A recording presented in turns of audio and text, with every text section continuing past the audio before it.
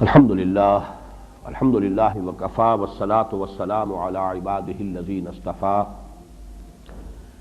خصوصا علی افضلهم وخاتم النبیین محمد الامین وعلی آلہ وصحبہ اجمعین.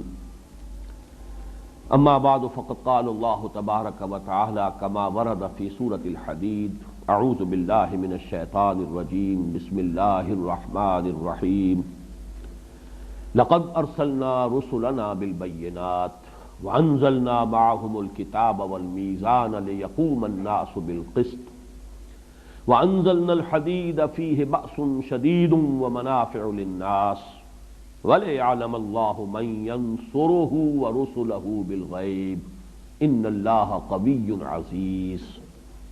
وقال تبارك وتعالى كما ورد في سورة الصف هو الذي ارسل رسوله بالهدى ودين الحق ليظهره على الدين كله ولو كره المشركون الى قوله تعالى يا ايها الذين امنوا كونوا انصار الله كما قال عيسى ابن مريم للحواريين من انصاري الى الله صدق الله العظيم. رب اشرح لي صدري ويسر لي امري واحلل عقدة من لساني يفقهوا قولي. اللهم ربنا الہمنا رشدنا واعذنا من شرور انفسنا. اللهم ربنا نور قلوبنا بالایمان واشرح صدورنا للاسلام واجعلنا على بینۃ منك ووفقنا لما تحب وترضى آمین یا رب العالمین. سورہ حدید کی آیت نمبر 25 پر ہماری گفتگو جاری تھی.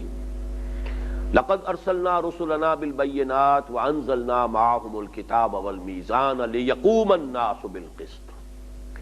ہم نے اپنے رسولوں کو بھیجا بینات کے ساتھ، معجزات کے ساتھ، ان کے ساتھ کتاب بھی نازل فرمائی، شریعت نازل فرمائی، نظام حقوق اور فرائض کا متوازن نظام، تاکہ لوگ عدل و انصاف پر قائم ہوں. وہ نظام بالفعل برپا کیا جائے، قائم کیا جائے. میں یہ چاہتا ہوں کہ آگے بڑھنے سے پہلے اس آیہ مبارکہ کے اس حصے کا ایک تقابلی مطالعہ کر لیجئے جو سورۃ الصف کی جو مرکزی آیت اس کا عمود ہے، جو قرآن مجید میں جو مضمون آیا ہے 3 مرتبہ بالکل انہی الفاظ میں، اور ایک مرتبہ یہ ہے کہ صرف آخری حصہ جو ہے ذرا مختلف ہے. هو الذی ارسل رسولہ بالہدی ودین الحق لیظہرہ علی الدین کلہ. یہاں وہ سورہ صف کا جو ہے فلم لگا دی جائے. یہ الفاظ جو ہے هو الذی ارسل رسولہ بالہدی ودین الحق لیظہرہ علی الدین کلہ 3 دفعہ قرآن میں آئے ہیں. سورہ توبہ میں آیت نمبر 33 ہے، سورہ فتح میں آیت نمبر 28 ہے، سورہ صف میں آیت نمبر 9 ہے. سورہ توبہ میں اور سورہ صف میں وَلَوْ كَرِهَ الْمُشْرِكُونَ پر آیت ختم ہوتی ہے. سورہ فتح میں وَكَفَى بِاللَّهِ شَهِيدًا پر آیت ختم ہوتی ہے. تقابلی مطالعہ اس اعتبار سے کرنا ہے کہ اس آیت میں سورہ حدید کے تمام رسولوں کے ساتھ 3 چیزوں کا ذکر کیا.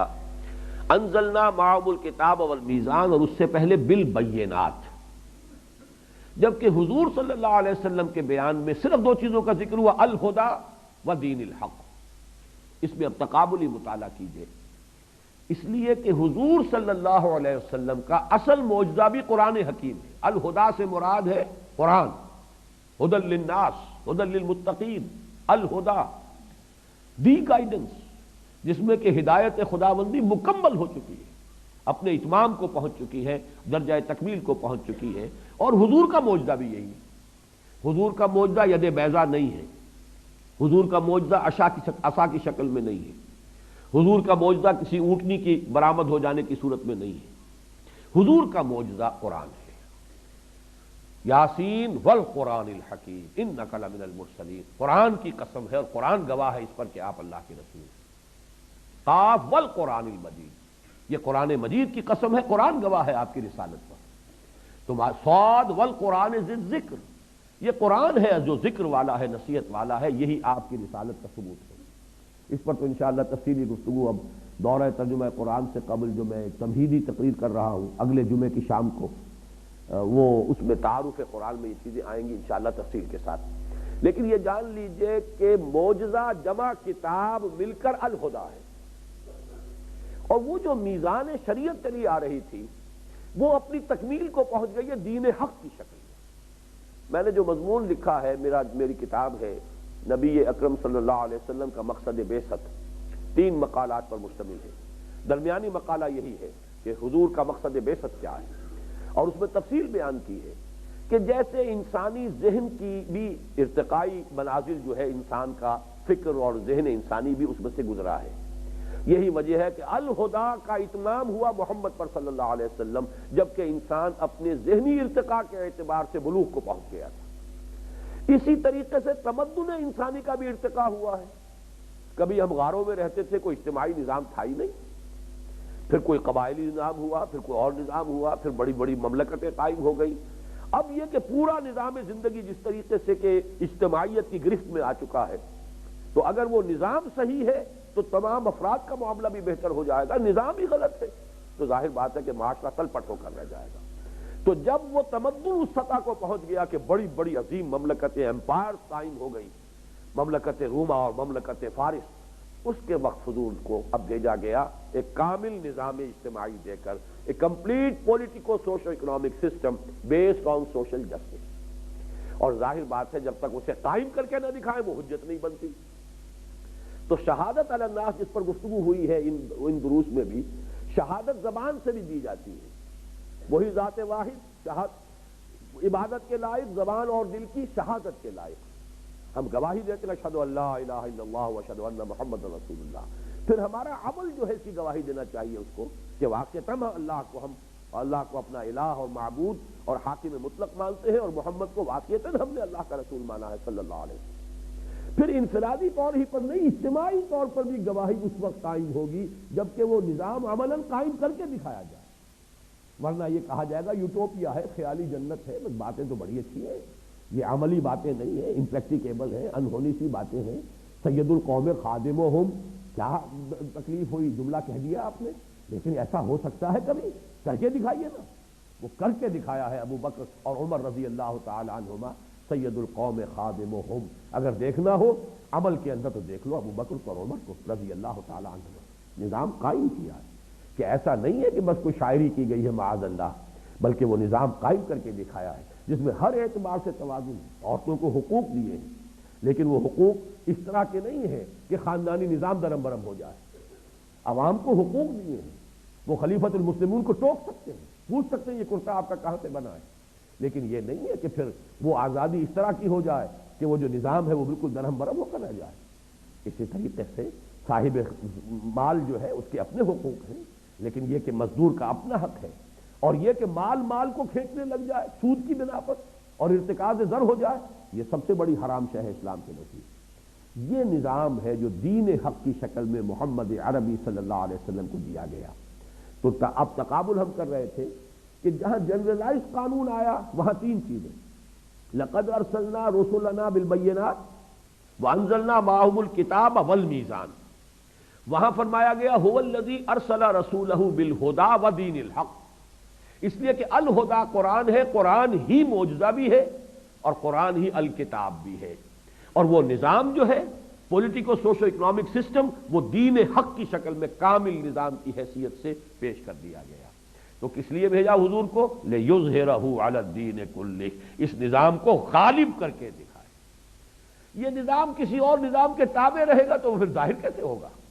ملوکیت کے تابع ہو گیا، سرمایہ داری کے تابع ہو گیا، کسی اور کے تابع ہو گیا تو وہ تو پھر نظام، وہ تو مذہب بن جائے گا، عقیدہ ہے، نماز ہے، روزہ ہے۔ جیسا کہ خلافت راشدہ کے بعد تدریجاً جب خلافت کا نظام ختم ہوا، ملوکیت آئی، جاگیرداری آئی، سرمایہ داری آئی، اور دین سکڑ کر رہ گیا عقائد میں اور نماز روزہ حج اور زکوٰۃ میں اور کچھ ذکر اور حلقے جو ہے مراقبوں کے اس میں، باقی وہ نظام جو ہے وہ تو بادشاہوں کا ہے، محل ہے ان کے بن رہے ہیں۔ بادشاہ کی محبوب بیوی کا انتقال ہوا ہے تو کروڑوں روپے سے تاج محل بن رہا ہے۔ بادشاہ کو محل چاہیے، الحمرا بن گیا ہے۔ بادشاہ کے لیے تو بڑا شاندار توپ کاپی جو ہے، جا کے استنبول میں دیکھیے کتنا عظیم الشان محل بنایا گیا ہے۔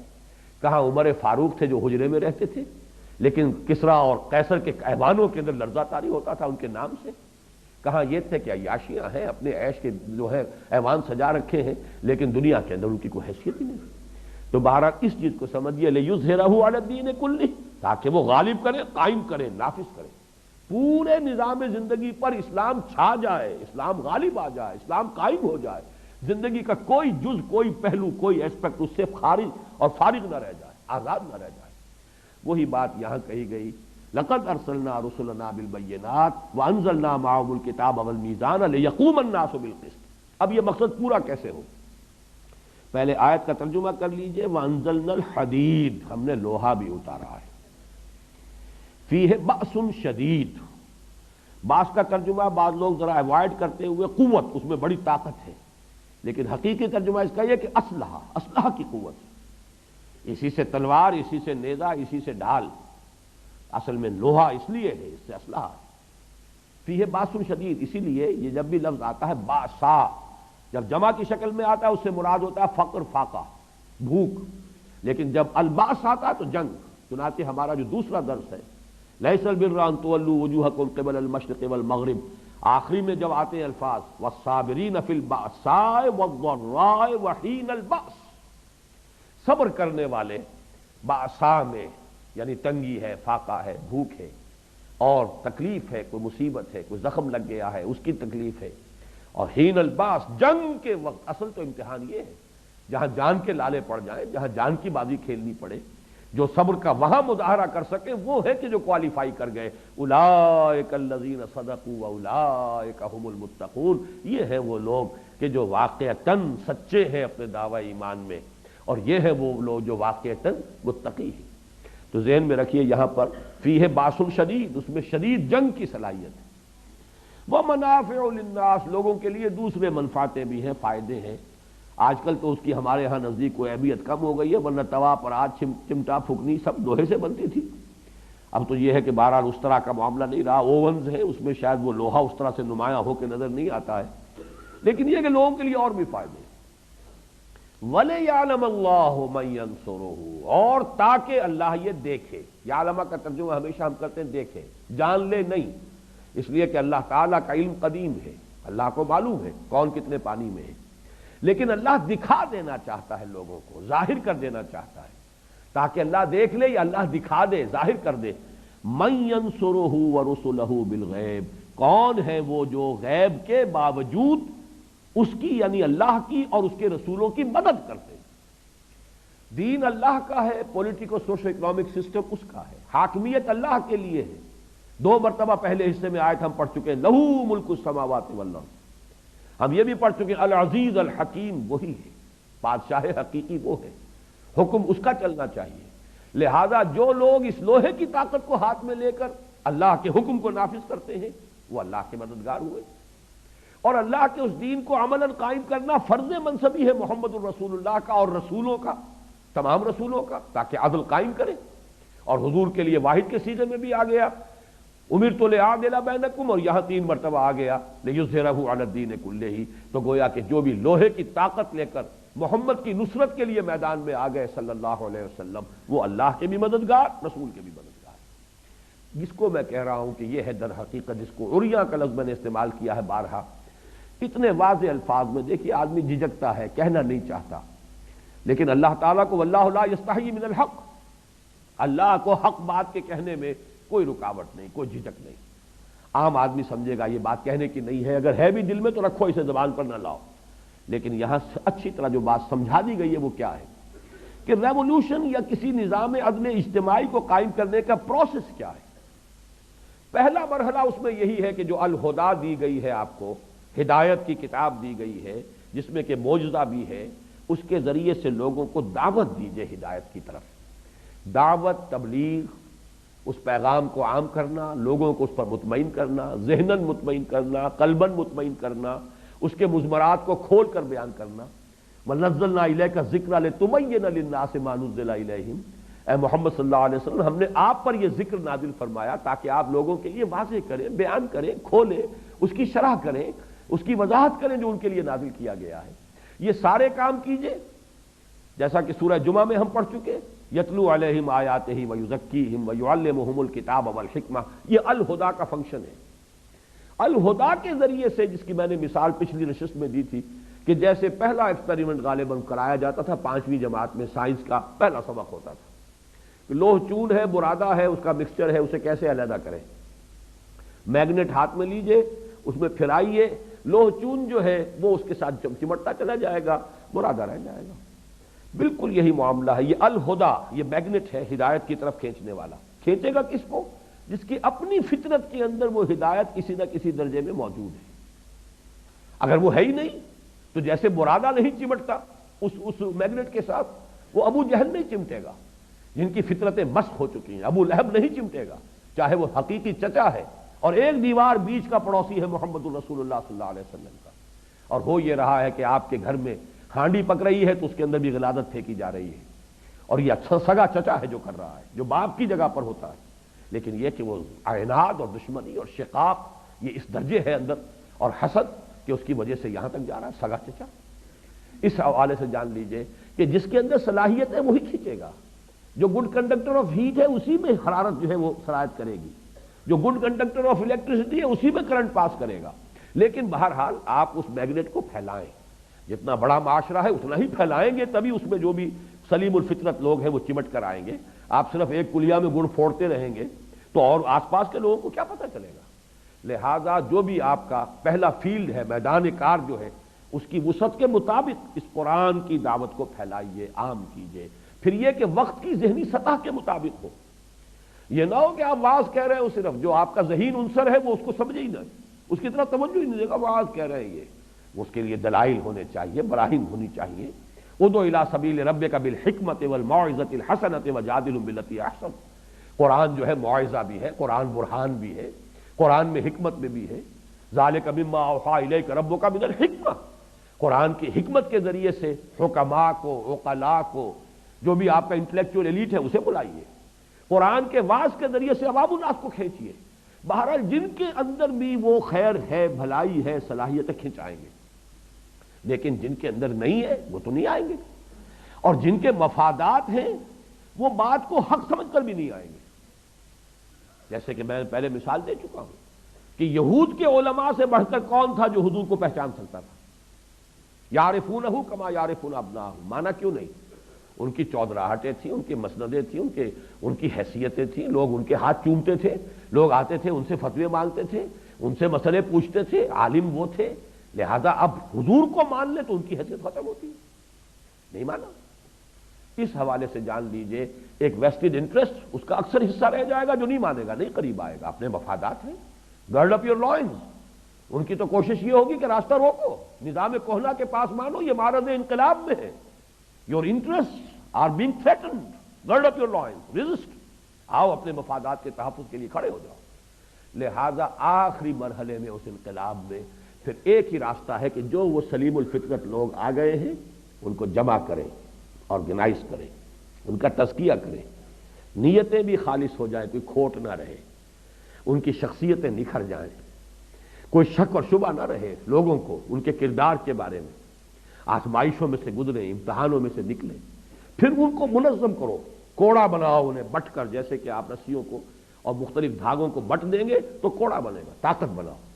علیحدہ علیحدہ دھاگا جو ہے اس کو توڑ دے گا جو چاہے گا، لیکن جب بٹ کر آپ نے کوڑا بنایا ہے، اب یہ کوڑا باطل کے اوپر دے مارو۔ یہ ہے اصل میں فلسفہ انقلاب۔ اس کے لیے ظاہر بات ہے ٹکرانا پڑے گا، اور ٹکرانے کے لیے جب میدان میں آؤ گے تو یقتلون کے ساتھ یقتلون بھی ہوگا، جہاں قتل کرو گے قتل ہوگے بھی، تمہیں کوئی گارنٹی نہیں ہے کہ تم قتل نہیں ہوگے، کوئی لوہے کے جسم تمہیں نہیں دیے گئے ہیں کہ برچھا جو ہے پار نہیں ہوگا۔ حمزہ کے جسم سے وہ برچھی جو ہے وحشی کی وہ پار ہو گئی، آر پار، ناف کے قریب سے جو ہے لگی ہے اور پار گئی، تو پھر اور کون ہوگا جسے کوئی ضمانت حاصل ہو، کوئی اللہ کی طرف سے انشورنس ہو؟ نہیں۔ ان اللہ اشترى من المؤمنین انفسهم واموالهم بان لهم الجنہ یقاتلون فی سبیل اللہ فیقتلون ویقتلون۔ اللہ نے اہل ایمان سے ان کے مال، ان کی جانیں خرید لی ہیں جنت کے عوض، تو اللہ کی راہ میں جنگ کر رہے ہیں، قتل کرتے بھی ہیں، قتل ہوتے بھی ہیں، یقتلون ویقتلون۔ غزوہ بدر میں 70 قرشی مارے گئے، صحابہ صرف 14 شہید ہوئے، 13 آن دی اسپاٹ، ایک زخمی ہو گئے تھے جو مدینے واپسی پر راستے میں شہید ہو گئے، انتقال ہو گیا۔ لیکن غزوہ احد میں مسلمانوں کی ایک غلطی کی وجہ سے پانسا بالکل پلٹ گیا، 70 مسلمان شہید ہو گئے۔ تو یقتلون و یقتلون، یہ تو کرنا پڑے گا، انقلاب اس کے بغیر نہیں آتا، اس کے لیے جان دینی اور اس کے لیے طاقت کا استعمال اور اس کے لیے میں اب آپ سے کیا عرض کروں کہ علامہ اقبال کی جو عظمت میرے دل میں اس لیے کہ ان حقائق کو جس خوبصورتی سے انہوں نے بیان کیا، دو شعر ان کے ایسے ہیں، ایک تو فلسفے کے اعتبار سے چوٹی کے شعر تو میں پہلے سنا چکا ہوں آپ کو جمعرات کے روز، یا یہ کہ آج بھی پہلی نشست میں سنایا ہے۔ یہ جو فلسفہ انقلاب کے دو شعر ہیں، گفتند جہان ماں آیا بتومی سازد، گفتم کے نمی سازد، گفتند کے برہم زن۔ اللہ نے مجھ سے کہا، گفتند انہوں نے کہا، جہان ماں آیا بتومی سازد، میرا یہ جہان جو ہے، جو میرا دنیا ہے اس وقت جس میں میں نے تمہیں بھیجا ہے، یہ تمہارے ساتھ سازگاری کرتا ہے، تمہیں پسند ہے، ٹھیک ہے، یہ نظام صحیح ہے؟ گفتم کے نمی سازد۔ میں نے کہا نہیں، یہ صحیح نہیں ہے، میرے ساتھ سازگاری نہیں کرتا۔ گفتند کے برہم زن، اللہ نے فرمایا توڑ پھوڑ کر رکھ دو اس کو، برہم زن۔ اور برہم زن کے لیے راستہ کیا ہے؟ با نشہ درویشی در ساز و دمادم زن۔ پہلا مرحلہ درویشی کا ہوگا، دعوت ہے، تبلیغ ہے، گالیاں کھا کر بھی دعائیں دینی ہوں گی، پتھراؤ کے جواب میں بھی اللہ توفیق دے تو پھول پیش کرنے ہوں گے، جو لوگ خون کے پیاسے انہیں معاف کرنا ہوگا، تاکہ جیسے کہ اللہم اہد قومی انہم لا یعلمون، اس کو یوں سمجھیے کہ بدھ مت کا بھکشو بھی میں اگر کہوں تو غلط نہیں ہے، دعوت کے مرحلے میں یہ روش اختیار کرنی پڑے گی۔ دعوت دو، دعوت کے اندر تو التجا بھی ہوتی ہے، لجاجت بھی ہوتی ہے، اللہ کے بندو سنو میری بات، در در پر جا رہے ہیں، کسی نے کچھ کہہ دیا ہے، کسی نے کچھ کہہ دیا ہے، تینوں آدمیوں سے ملے ہیں جا کر طائف میں، ایک نے کہا اچھا جی آپ کے سوا کوئی نہیں ملا تھا اللہ کو رسول بنانے کے لیے، نکل جاؤ یہاں سے۔ ایک نے کہا جاؤ چلے جاؤ، میں تم سے بات بھی نہیں کرنا چاہتا، اس لیے کہ یا تو تم جھوٹے ہو یا سچے ہو، جھوٹے ہو تو جھوٹے کو میں منہ نہیں لگاتا، سچے ہو تو کہیں میں کوئی گستاخی کر بیٹھوں گا، اگر تم واقعی اللہ کے رسول ہو تو بہتر ہے تم روانہ ہی ہو جاؤ۔ ایسے ایسے زہر میں بجھے ہوئے جملے محمد رسول اللہ کے سننے پڑے، اور پھر جب روانہ ہوئے واپس تو انہوں نے وہاں کے اسٹریٹ ارچنز جنہیں آپ کہتے ہیں انہیں ذرا اشارہ کیا، پتھراؤ ہو رہا ہے، تاک تاک کر ٹخنے کی ہڈی کو نشانہ بنایا جا رہا ہے، اور صرف ایک ساتھی اس سفر میں زید ابن حارثہ، ایک آدمی ایک طرف سے ڈھال بن سکتا ہے، سامنے آتے ہیں حضور کو بچانے کے لیے، کور کرنے کے لیے، ادھر سے مارتے ہیں پتھر، ادھر سے مارتے ہیں، پیچھے سے مارتے ہیں، جسم لہو لہان ہو رہا ہے، پاؤں میں آ کر خون جم گیا ہے جوتیوں میں، پھر کچھ غشی سی تاری ہوئی ہے، بیٹھ گئے ہیں، تو ایک گنڈا آیا ادھر سے، اس نے اس بغل میں ہاتھ ڈالا ہے، دوسرے نے دوسری بغل میں، اٹھو چلو۔ یہ نقشہ ہے اللہ کے رسول کا، محبوب رب العالمین کا، سید الاولین والآخرین کا۔ داعی فریاد آئی ہے زبان کے اوپر، اللہم الیک اشکو ضعف قوتی وقلت حیلتی وہوانی علی الناس الی من تکلنی الی بعید یتجہمنی او الی عدو ملکت امری۔ اے اللہ تیری ہی جناب میں فریاد لے کر آیا ہوں اپنے وسائل کی کمی کا، اپنی قوت کی کمزوری کا، کہاں جاؤں، کس سے شکوہ کروں، کس سے فریاد کروں، مجھے کس کے حوالے کر دیا ہے، دشمن کے حوالے کر دیا، جو چاہے کر گزرے۔ یہ فریاد آئی ہے، اس وقت وہ فرشتہ آیا ہے ملک الجبال کہ اللہ نے مجھے بھیجا ہے، میں ان پہاڑوں پر معمور فرشتہ ہوں، آپ اگر حکم دیں میں ان دونوں پہاڑوں کو ٹکرا دوں گا جس کے مابین یہ طائف کی بستی جس میں یہ سلوک آپ کے ساتھ ہوا ہے۔ فرمایا نہیں، کیا عجب کہ اللہ تعالیٰ ان کی آئندہ نسلوں کو ہدایت دے۔ اب بتائیے کون بدھ مت کا بھکشو اس سے آگے جائے گا؟ درویشی، اور جب کہ نگاہوں کے سامنے ذبح کیے جا رہے ہیں ساتھی، حضرت سمیہ ذبح کی جا رہی ہیں، حضرت یاسر ان کے شوہر جس بری طریقے سے ٹارچر کیا ابو جہل سر عام، اور حضور پاس سے گزرتے ہیں اور کہتے ہیں اصبروا یا اعلی یاسر فإن موعدکم الجنہ، اے یاسر کے گھر والوں صبر کرو، تمہارے جنت، تمہارے وعدے کی جگہ اللہ کے ہاں جنت ہے۔ لیکن ساتھیوں میں سے کسی کو اجازت نہیں دی کہ جا کے ابو جہل کی ٹکا بوٹی کر دیں، نہیں، ابھی مرحلہ درویشی کا ہے۔ نغمہ ہے بلبل شوریدہ تیرا خام، ابھی اپنے سینے میں اسے اور ذرا تھام، ابھی ذرا اپنے جذبات انتقام کو تھامو۔ ابھی مرحلہ پیسو ریزسٹنس کا، ایک وقت آئے گا تمہارے ہاتھ کھول دیے جائیں گے، اذن للذین یقاتلون بانہم ظلموا، ایک وقت آنے والا ہے، تمہیں اذن قتال بھی ملنے والا ہے، تمہیں اینٹ کا جواب پتھر سے دینے کی اجازت ملے گی، لیکن ابھی تھامو۔ نغمہ ہے بلبل شوریدہ تیرا خام، ابھی اپنے سینے میں اسے اور ذرا تھام، ابھی پھر وہ وقت آیا، پھر تلواریں بھی ہیں، نیزے بھی ہیں، میدان میں آئے ہیں، یقاتلون فی سبیل اللہ یقتلون و یقتلون. اس کو اقبال نے 2 مصروں میں بیان کر دیا. پہلا شعر پھر سن لیجئے. گفتند جہان ماں آیا بتمی سازد، گفتم کہ نمی سازد، گفتند کہ برہم زن، نظام کو توڑ دو پھوڑ دو. با نشہ درویشی در ساز دمادم زن. پہلا مرحلہ یہ ہوگا درویشی کی روش اختیار کرو، درویشی کی خوب پختہ کرو اور کرتے رہو محنت. دعوت ہے، تربیت ہے، تنظیم ہے، صبر ہے، پوری طریقے سے جھیلو تکلیفیں، مصیبتیں. درویشی کیوں پختہ شوی، جب تیار ہو جاؤ، پختہ ہو جاؤ.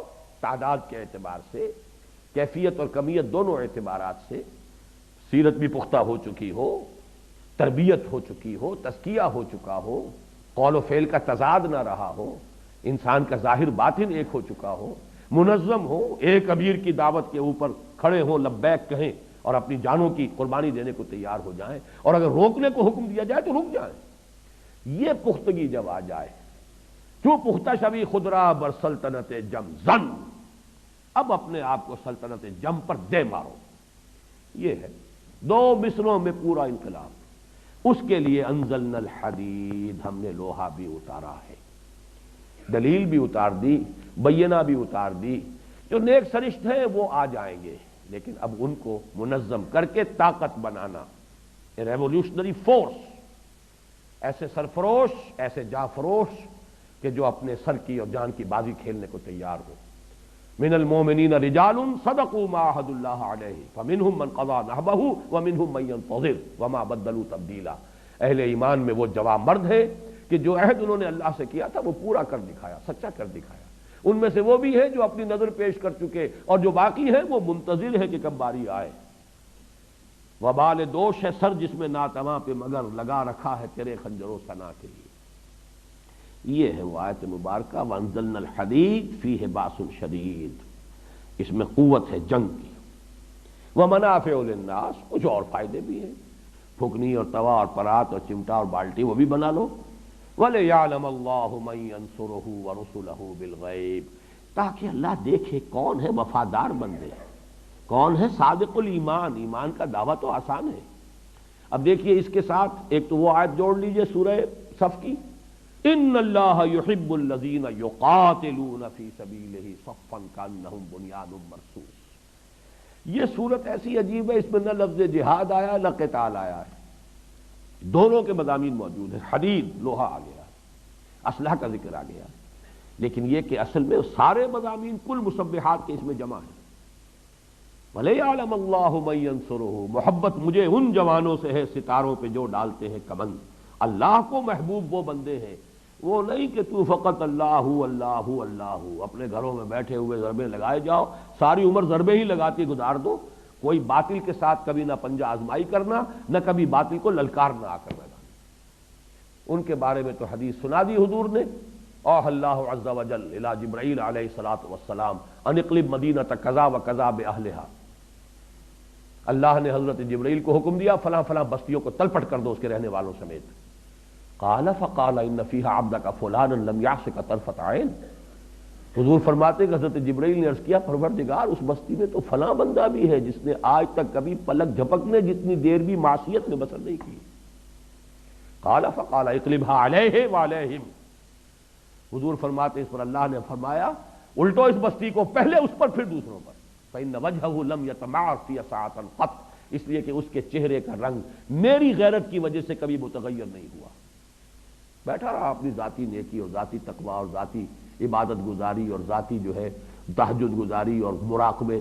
یہ باطل جو ہے فلرش کرتا رہا، پھیلتا رہا، اس کا بول بالا ہوتا رہا، شریعت کی دھجیاں بکھرتی رہیں، یہ لگا رہا اپنے اسی کام میں. تو یہ زیادہ بڑا مجرم ہے دوسروں سے. اقلبھا علیہ وعلیہم، الٹو اس بستی کو پہلے اس پر پھر دوسروں پر. تو یہ نہیں ہے راستہ. ہاں اپنی تربیت، اپنا تزکیہ یہ کیے بغیر میدان میں آ جاؤ گے تب وہی کچھ ہوگا جو آج جہاد کے نام سے ہو رہا ہے. وہ جہاد بھی بدنام ہوگا اور جہاد فساد کی شکل اختیار کرے گا. نہ دعوت کا مرحلہ آیا، نہ تربیت کا مرحلہ آیا، نہ تزکیے کا مرحلہ آیا، نہ اپنے قول و فعل کے اندر درستی کی گئی. یہ سب کچھ نہیں ہے، اور نکل کھڑے ہوئے تلواریں لے کر اور کلاشنکوف لے کر، اور وہ جہاد ہو رہا ہے. اس جہاد کا جو بھی دنیا میں مذاق ہو رہا ہے، بدنام ہو رہا ہے، وہ جہاد ہے. بدنام کنندگان نکو نامے چند. دین کی بنیادی اصطلاحات کو جس طریقے سے اس وقت ہم رسوا کر رہے ہیں اس کا نتیجہ فساد ہو رہا، کچھ حاصل نہیں ہو رہا۔ تو یہ ہے اصل میں پورا پروسیس جس پر کہ وہ منہج انقلاب نبوی میری کتاب ہے، انگریزی میں اس پر اب پورے کیسٹ انگریزی میں موجود ہیں، اردو میں موجود ہیں، 5 میں نے لیکچر جو ہے پچھلے سال محاضرات قرآنی میں غالباً 2 گھنٹے کے وہ لیکچرز ہیں، 3 ہمارے کیسٹس جو ہے اس کے ویڈیو کیسٹس کے اندر وہ پورا میرا منہج انقلاب نبوی کیا ہے، اس کے مختلف مراحل کیا ہے، اور یہ کہ قتال کی آج کے زمانے میں کیا صورت ہوگی۔ ایک ون وے قتال بھی ہے، یک طرفہ جنگ، اور یک طرفہ جنگ یہ ہے کہ آپ مظاہرے کے لیے پکٹنگ کے لیے آ جائیے، نہیں دیں گے اب ہم یہاں پہ ٹیکس نہیں دیں گے، لگان نہیں دیں گے، یہ حرام کا کام ہو رہا ہے جو ہو رہا ہے، یہ سودی نظام ہے جو چل رہا ہے، ہم نہیں دینے کو تیار ٹیکس، آپ پر گولیاں برسیں گی، گولیاں کھائیے۔ لیکن یہ کہ جس طریقے سے ایرانیوں نے 30-40 ہزار جانیں دے دی، لیکن پھر انقلاب آ گیا، کشمیر میں بھی 40 ہزار جانیں دی جا چکی ہیں، کہاں ایران جتنا بڑا ملک، کہاں وہ کشمیر، اگرچہ اسے ایران صغیر کہتے ہیں، کل جسے اہل نظر کہتے تھے ایران صغیر، لیکن اگر یہ اعداد و شمار صحیح ہے، اور اس کا میں سمجھتا ہوں کہ بالکل غلطی کا کوئی امکان ہی نہیں جس طریقے کا وہاں قتل عام ہو رہا ہے، لیکن یہ کہ 40 ہزار جانے جانے کے باوجود جو ہے نتیجہ کیا ہے، اور وہاں پر بھی اگر وہ جانیں دی گئی بادشاہ کو بھاگنا پڑا، اس لیے کہ وہ ون وے وار تھی، انہوں نے مارا کسی کو نہیں، خود مرے۔ نتیجہ یہ ہوا کہ الٹی فوج جو ہے، اندیشہ ہو گیا شاہ کو کہ یہ فوج الٹ پڑے گی میرے خلاف، آخر ان کے کتھ اینڈ کن ہیں، انہی کے لوگ ہیں، انہی کے بھائی بند ہیں، انہی کے بھتیجے بھانجے سامنے موجود ہیں، تو ایک حد تک تو جیسے کہ یہاں پر بھٹو صاحب کو جواب دے دیا تھا فوج نے صاف، جناب کب تک ہم لوگوں کو، اپنے قوم کے لوگوں کو، یہ کوئی آکوپیشن آرمی تو نہیں ہے، نیشنل آرمی ہے، کتنوں کو مارے گی، کیوں مارے، آپ کوئی معاملہ کیجیے جا کر، کہا تھا انہوں نے، میں نے دیکھا تھا وہ ان کا ٹیلی ویژن کا انٹرویو، میری کرسی بہت مضبوط ہے، لیکن آپ نے دیکھا کہ وہ کرسی تو بڑی کمزور ثابت ہوئی، کرسی تو مضبوط تھی فوج کے بل پر، جب فوج نے جواب دے دیا تو کرسی کا مضبوط رہی، وہ تو 2 ہاتھ 2 پاؤں اس کے تھے جیسے کسی بھی آدمی کے ہوتے۔ یہ ہے در حقیقت آج کے زمانے میں، اس پر تفصیل سے میں نے بحث کی اس کتاب میں منہج انقلاب نبوی، پہلے آبجیکٹیولی سمجھیے حضور کی سیرت سے کہ اس کے کیا مراحل تھے، کیا ہوا، پہلے کیا ہوا، پھر کیا ہوا، پہلے یہ ہوا تو کیوں ہوا، بعد میں یہ ہوا تو کیوں ہوا، پہلے 13 برس تک یہ حکم ہے کہ چاہے تمہارے ٹکڑے اڑا دیے جائیں تم ہاتھ نہیں اٹھاؤ گے، اور اس کے بعد یہ قاتلوا فی سبیل اللہ الذین یقاتلونکم وقاتلوہم حتی لا تکون فتنۃ ویکون الدین کلہ للہ۔ زمین و آسمان کا فرق ہے کہ نہیں، لیکن حکمت ہے، ایک ہی پروسیس کے یہ 2 مختلف مراحل ہیں، اسی طرح ایک وقت میں دب کر صلح کر رہے ہیں، جو صلح حدیبیہ ہوئی ہے یقیناً بڑی ان ایکول، وہ جو اس کی جو ٹرمز تھی وہ یقیناً اس میں مسلمان، اسی وجہ سے تو میں نے آپ کو بتایا ایک آدمی نہیں اٹھا عمرہ جو ہے اپنے عمرے کا احرام کھولنے کے لیے، ایک آدمی نہیں اٹھا، اس درجے دل جو ہے زخمی تھے مسلمانوں کہ ہم کیوں دب کر صلح کر رہے ہیں۔ لیکن یہ ہے کہ 1 سال کے بعد قریش کا سردار ابو سفیان چل کر آتا ہے مدینے، خوشامدیں کر رہا ہے، سفارشیں کروا رہا ہے، خدا کے لیے صلح دوبارہ کر لیجئے، حضور نہیں کر رہے، کیوں؟ اسی کو ٹائم بھی نے کہا نا، کیونکہ ان کی تو آنکھیں اندھی ہیں، انہوں نے تو ظاہر کو دیکھا ہے، انہوں نے کنٹراسٹ شو کیا ہے، Muhammad failed as a prophet but succeeded as a statesman مین۔ مکے میں محمد نظر آتے ہیں واقعی جیسے نبی تھے، جیسے ان کا تصور نبی کا، حضرت یحییٰ کا، حضرت عیسیٰ کا، تو مکے والا محمد تو واقعی یحییٰ اور عیسیٰ والا ہی ہے، دعوت دے رہا ہے، تبلیغ کر رہا ہے، مارے کھا رہا ہے، گالیاں سن رہا ہے، but he failed there as he says. Muhammad failed at Mecca, Muhammad failed as a prophet but succeeded as a statesman مین۔ اب مدینے میں آ کر تو ایک مدبر ہے، حکمران ہے، جنگجو ہے، سپہ سالار ہے، وہاں کامیابی ہوئی ہے تو اس سے ہوئی ہے، یہ اس کا قول ہے۔ اور ڈاکٹر منگومری واٹ اس نے پھر اسی جملے کو در حقیقت جو ہے 2 والیومز کے اندر اس نے اس کو ایکسپاؤنڈ کیا ہے، Muhammad at Mecca, Muhammad at Medina, to highlight the contrast, کہ مکے والا محمد تو بالکل ہی کچھ اور تھا، مدینے والا محمد بالکل کچھ اور نظر آتا ہے۔ معاذ اللہ، شخصیت ایک ہی ہے، پروسیس ایک ہی ہے، لیکن پروسیس کے مراحل ہیں۔ ایک مرحلہ انقلابی جو ہے وہ ہے با نشہ درویشی در ساز و دمادم زن، یہ مکی دور ہے، کیوں پختہ شوی خدرا بر سلطنت جم زن، یہ ہے دوسرا مرحلہ۔ ظاہر بات ہے اس کے بغیر کوئی انقلاب آ ہی نہیں سکتا۔ یہ ہے اصل پروسیس جو اس آیت میں اور بڑے واشگاف الفاظ میں، جیسا کہ میں نے عرض کیا یہ لوگوں کو جھجک آتی ہوگی، اللہ کو کوئی جھجک نہیں ہے۔ واللہ لا یستحی من الحق، صاف کہا اس نے، لوہا اتارا ہے ہم نے۔ وہ جو پنجابی میں کہا جاتا ہے کہ 4 کتاباں عرشوں آئیاں، 5واں آیا ڈنڈا۔ وہ ڈنڈا جو ہے اس کی اپنی اہمیت ہے، اس کی ضرورت ہے۔ لقد ارسلنا رسلنا بالبینات وانزلنا معهم الکتاب والمیزان لیقوم الناس بالقسط۔ یا تو تلاوت کرتے رہیے، ثواب لیتے رہیے، تراویح پڑھتے رہیے اور ثواب لیتے رہیے، جبکہ قرآن یہ کہتا ہے کہ یا اہل الکتاب لستم علی شیء حتی تقیموا التوراۃ والانجیل وما انزل الیکم من ربکم۔ اے کتاب ماننے والو، اہل کتاب، تمہاری کوئی حیثیت ہماری نگاہ میں نہیں ہے۔ You stand nowhere، لستم علی شیء حتی تقیموا التوراۃ والانجیل وما انزل الیکم من ربکم، جب تک کہ تم تورات اور انجیل کو اور جو کچھ تمہارے رب کی طرف سے تم پر نازل ہوا ہے اس کو قائم نہیں کرتے۔ قرآن پڑھتے رہو، قرآن سنتے رہو، قرآن یاد کرتے رہو، حسن قرات کے مقابلے کرو، ریڈیو پر بھی ہو رہے ہیں، سب کچھ ہو رہا ہے، جشن ہو رہا ہے، 1400 سالہ جشن نزول قرآن۔ قرآن قائم کرنے کو تیار نہیں۔ یا اہل القرآن لستم علی شیء حتی تقیموا القرآن، قرآن قائم کرو، یہ میزان عدل ہے۔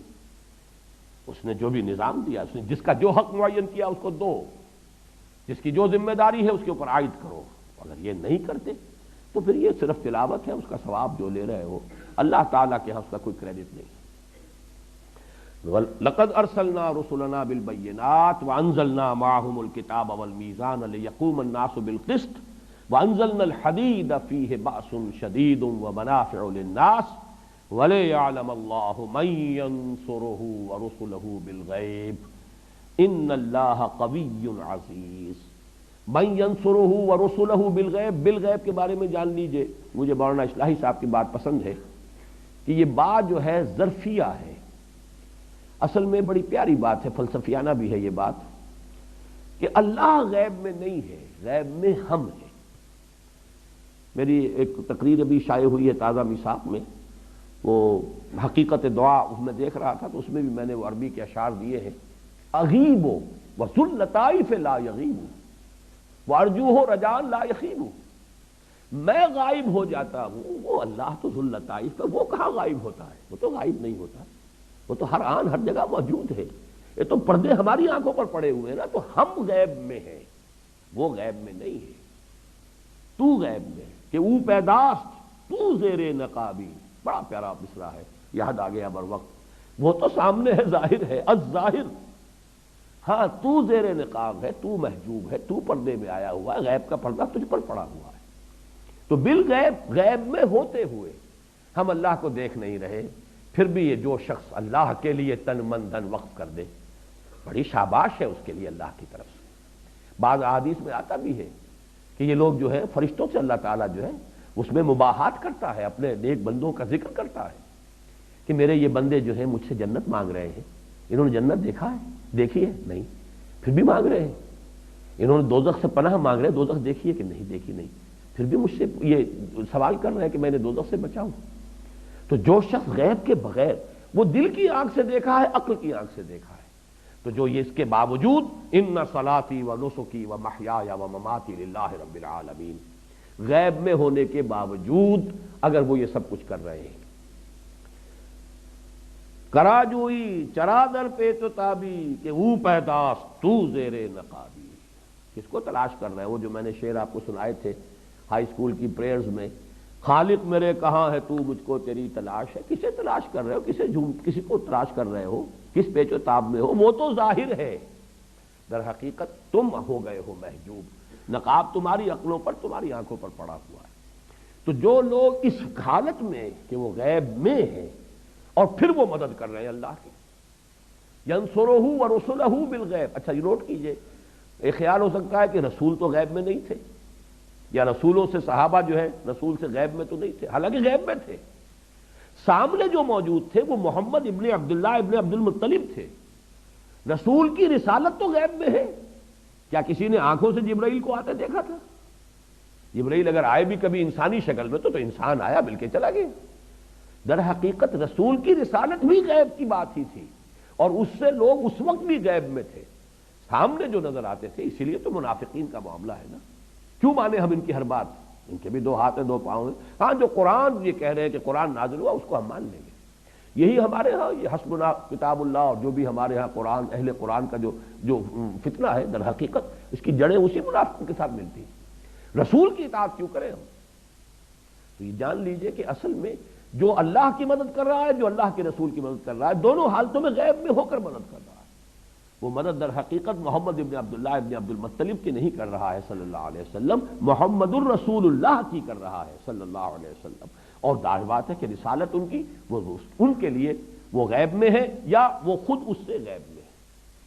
وَلِيَعْلَمَ اللَّهُ مَن يَنصُرُهُ وَرُسُلَهُ بِالْغَيْبِ، تاکہ اللہ دیکھے یا اللہ ظاہر کر دے کون ہے اس کے وہ وفادار بندے، صادق الایمان بندے جو غیب میں ہونے کے باوجود اس کی اور اس کے رسولوں کی مدد کرتے ہیں، جان ہتھیلی پر رکھ کر تلوار کی طاقت ہاتھ میں لے کر میدان میں آتے ہیں باطل نظام کا قلع کما کرنے کے لیے، یا اگر تلوار ہاتھ میں نہیں بھی لیتے جیسا کہ میں نے کہا اس دور میں اس کے لیے جو اجتہاد بھی کرنا پڑے گا، اس لیے کہ ایگزسٹنگ آرمیز ہیں، بہت بڑی بڑی آرمیز ہیں، لوگ نہتے ہیں، وہاں کوئی اسٹیبلشڈ گورنمنٹ نہیں تھی، کوئی اسٹینڈنگ آرمیز نہیں تھی، اتنا بڑا فرق نہیں تھا، ڈسپیرٹی اتنی نہیں تھی۔ 313 کے مقابلے میں 1000 آئے ہیں بدر میں تو 1 اور 3 کی نسبت ہوئی، ہتھیاروں کا فرق نکال لیجیے تو 1 اور 10 کی ہو جائے گی، 1 اور 20 کی ہو جائے گی، 1 اور 100 کی ہو جائے گی، اس سے زیادہ تو نسبت نہیں تھی۔ لیکن یہاں تو یہ ہے کہ جو نظام ہے جاگیرداری ہے، سرمایہ داری ہے، ملوکیت ہے۔ اب شاہ فہد کی حکومت کو حفاظت دینے والے تو ان کی فوج بھی ہے، ان کی پولیس بھی ہے، شرطہ بھی ہے، ان کی ایئر فورس بھی ہے، اور ظاہر بات ہے کہ جیسے کہ ایئر فورس نے پاؤنڈ کیا تھا حما کو اور وہاں پر کے جو سٹرانگ ہولڈ تھا اخوان المسلمون کا اور اس کی دھجیاں بکھیر کر رکھ دی، ایسے ہی اگر کہیں پر ہوگا تو یہی ہوگا نا۔ لہذا یہاں اجتہاد کی ضرورت ہے، وہ اجتہاد وہ ہے کہ جو بہرحال جو بھی جس کا حق ہے وہ ادا کیا جانا چاہیے۔ ایرانیوں نے اس کی ایک مثال پیش کی، 2 طرفہ جنگ کی بجائے 1 طرفہ جنگ، اپنے مرنے کے لیے اپنے سینے کھول دیے۔ ایسے ایسے لرزہ خیز واقعات ہوئے ہیں کہ ایک جلوس صرف خواتین کا نکلا، بچوں کو گود میں لے کر، گولیاں کھائی ہیں، گری ہیں، اور وہ شیرخوار بچے گرے ہیں ان کے ساتھ۔ تب وہ شاہ کو بھاگنا پڑا، 2 گز زمین بھی مل نہ سکی کوئے یار میں۔ جب اس درجے تک معاملہ ہو جاتا ہے تو بہرحال اسے اندیشہ تھا کہ کہیں فوج اچانک مجھ پر الٹ نہ پڑے، تو جان بچا کر بھاگنے میں آپ یہ سمجھیں۔ یہ ہے اصل میں اس وقت کا جو نظام، تھوڑا سا اجتہاد کا معاملہ ہے، وہ میں تفصیل سے اپنی کتاب میں بحث کر چکا ہوں۔ آخری الفاظ ہے ان اللہ قوی عزیز۔ یہ نہ سمجھو اللہ تم سے مدد مانگ رہا ہے تو اللہ کمزور ہے، اس کو تمہاری مدد کی حاجت ہے، وہ تو القوی ہے، وہ عزیز ہے، زبردست ہے۔ آنے واحد میں اس کا ایک حرف کل ہوگا اور یہ نظام سرا کا ساتھ تلپٹ ہو جائے گا، لیکن تمہارا امتحان ہے۔ خلق الموت والحیات لیبلوکم ایکم احسن عملا۔ قلزم ہستی سے تو ابھرا ہے مانند حباب، اس دیاں خانے میں تیرا امتحان ہے زندگی۔ You have to prove your worth, تمہیں ثابت کرنا ہوگا۔ اور اس کے ضمن میں وہ آیت اس کے ساتھ جوڑ دیجئے، لا یستوی منکم من انفق من قبل الفتح وقاتل اولئک اعظم درجۃ من الذین انفقوا من بعد وقاتلوا۔ جو ابتدائی مراحل ہوتے ہیں کسی انقلاب کے لیے، اس میں جنہوں نے جانیں کھپائیں، جنہوں نے اپنے مال کھپائے، جنہوں نے اپنی صلاحیتیں لگائیں، اپنا وقت لگایا، اپنی زندگی لگا دی، ان کا جو رتبہ ہے یہ رتبہ بلند ملا جس کو مل گیا۔ بعد میں جب کہ حالات بدل جائیں تو چلو نیک کام جب بھی کیا جائے گا وہ نیک ہے، اس کا ثواب ملے گا، اچھا ہے، لیکن قدر و قیمت میں زمین و آسمان کا فرق واقع ہو جائے گا۔ تو ایک تو یہ ذہن میں رکھو کہ یہ سب کچھ اس لیے کہ اللہ تمہیں دیکھنا چاہتا ہے، بلے یعلم اللہ من ینصرہ ورسولہ بالغیب، پروو یور ورتھ۔ باقی اللہ خود القوی ہے، العزیز ہے، زبردست ہے، توانا ہے، جب چاہے آنے واحد میں نظام برپا کر سکتا ہے، لیکن تمہارے ابتلاء و آزمائش کے لیے وہ تمہیں یہ موقع دے رہا ہے۔ آخری شعر وہ پھر سنا رہا ہوں، منت منے کہ خدمت سلطان ہمیں کنی، منت شناس زو کہ بخدمت بداشتت۔ تم احسان نہ دھرو، بادشاہ کی خدمت کر رہے ہو، بادشاہ پر کوئی احسان نہیں ہے، بادشاہ کا احسان مانو کہ اس نے تمہیں اپنی خدمت کا موقع دیا ہے۔ بارک اللہ لی ولکم فی القرآن العظیم ونفعنی وإیاکم بالآیات والذکر الحکیم۔